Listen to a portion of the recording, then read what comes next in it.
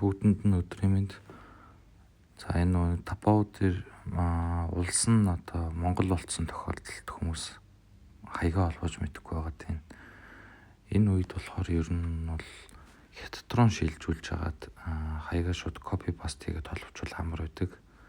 За өөрөө чинь тапоо ингэж харагдаж байгаа бол аккаунт гэдэг рүүгээ ийшээ дарж ороод за тэгээд энэ setting руу н ороод за country and region гэсэн ийшээ дарж ороод за тэгээд хамгийн дээр Монгол гэж байгаа ийшээ явж ороод энийг mainland China болгоцсон гохоод за ингээ хатгалчихна. За тэгэхээр ерөнхийдөө харагдах байдлын хувьд бас шал өөр болчихж байгаа.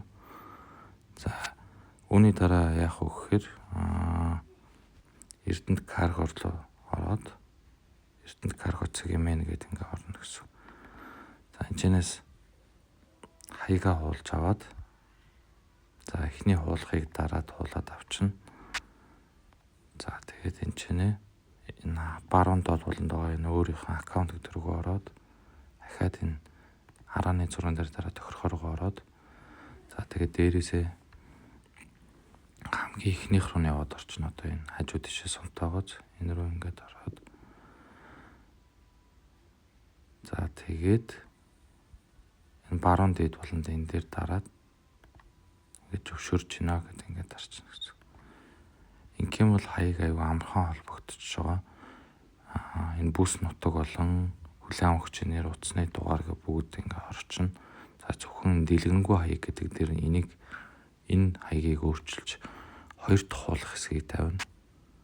За хоёр дахь хуулах хэсэг маань энд байж гэн тэ. Энэ хаягны араас өөрийнхөө утасны дугаарыг хүчнэж чана. За энийг ингээ хуулаад авна.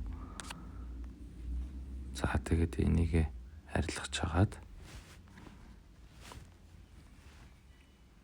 за энийг арилгаж хагаад энэ чинь ингээ хаяга хуулаад за энэний араас утасны дугаар очино.